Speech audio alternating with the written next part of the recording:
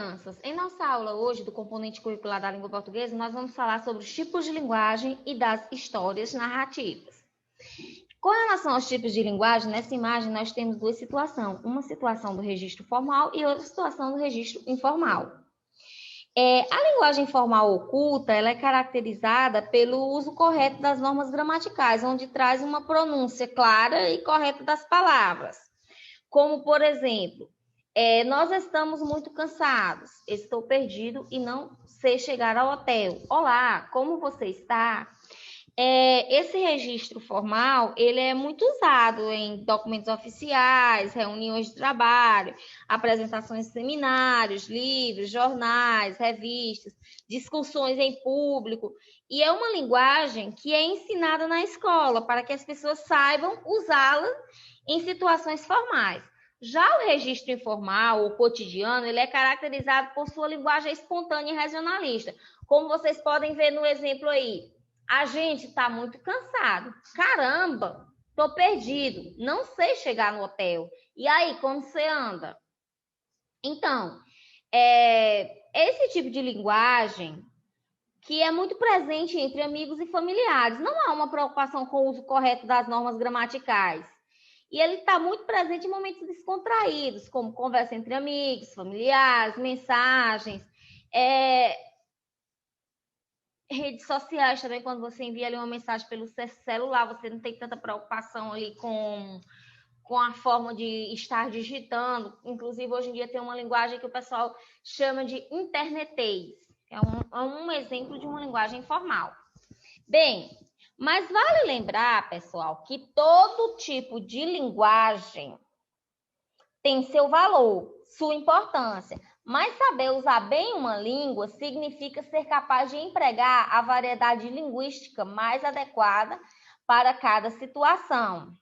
Então, a linguagem a ser usada pelo falante vai depender sempre do interlocutor e do objeto do momento ali da comunicação, né? De acordo com o momento que você está vivenciando, aí você vai usar uma linguagem adequada. Ou você vai usar a linguagem formal, ou você vai estar usando a linguagem informal. Bem, pessoal, agora entrando no contexto dos textos narrativos, a narrativa ela é um texto que trata de acontecimentos e ações realizadas por personagens, sejam fictícios ou sejam reais. Então, na literatura, ele vai estar aparecendo em romances, novelas, fábulas, contos e crônicas. Ela também é a base para muitas peças teatrais e de filmes produzidos pelo cinema.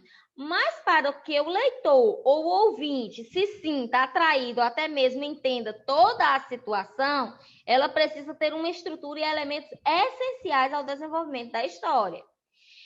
Ou seja, a narrativa ela vai ter a introdução, o desenvolvimento e a conclusão. A narrativa ela começa pela introdução, que é seguida pelo desenvolvimento, onde vai ter o clímax, e por último terá o desfecho, que vai ficar na conclusão. Então, pessoal, começando pela introdução, essa parte é a parte introdutiva, onde vai estar apresentando os personagens e mostrando ao leitor onde eles se localizam em relação ao tempo e ao espaço.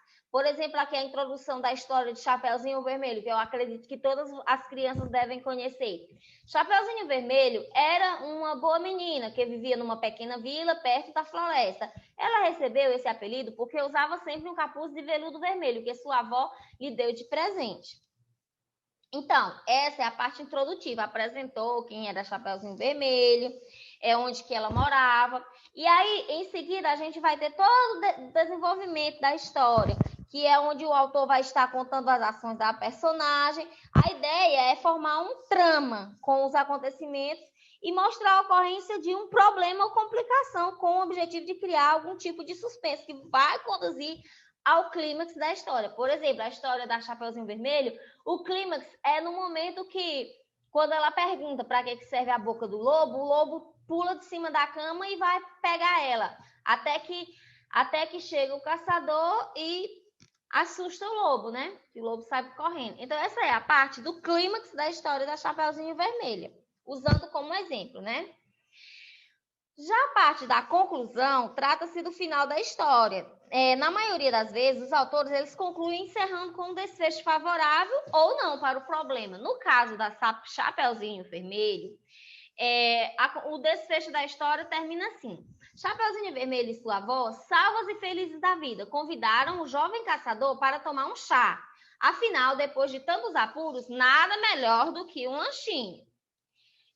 Então, pessoal, nas histórias de narração, onde apresenta essas narrativas, sempre vai ser apresentado um ou vários personagens, né? E além desses personagens, essa história elas vão acontecer em um determinado espaço, que pode ser uma floresta, uma casa, ou na escola, em algum lugar. E também as histórias têm que demonstrar o tempo que ocorreram, se foi há muito tempo atrás, se foi pela manhã, pela tarde, pela noite.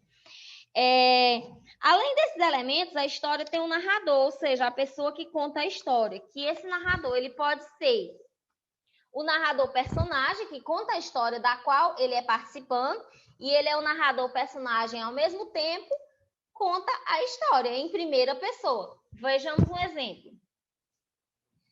Quando eu avistei sozinha na arquibancada da quadra, percebi que era a melhor oportunidade para definitivamente conhecê-la.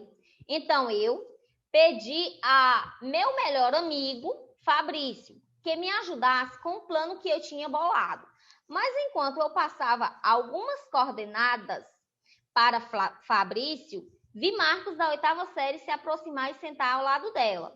Será que eles estavam ficando? Mas logo Marcos... E aí continua a história. Mas aí vocês podem perceber que o narrador dessa historinha aí, ele está sendo personagem, ele está participando da história. Por isso que chamamos de narrador personagem. O outro tipo de narrador é o narrador observador, onde ele é neutro. Ele conta a história como alguém que observa o que acontece. Transmite para o leitor apenas os fatos que consegue observar e conta a história em terceira pessoa, como nesse trecho. Aos 14 anos, Miguel Strogoff, que desde os 11 acompanhava o pai nas frequentes excursões pela estepe, matara seu primo urso, seu primeiro urso. A vida na estepe dera-lhe uma força de resistências incomuns, e o rapaz podia passar 24 horas sem comer e 10 noites sem dormir.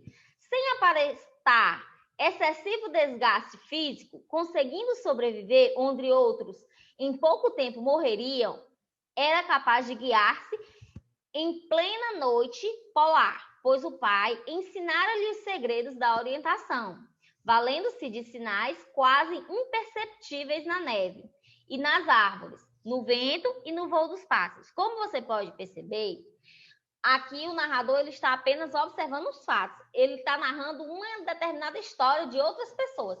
Ele não está participando da história, como é o caso também da Chapeuzinho Vermelho.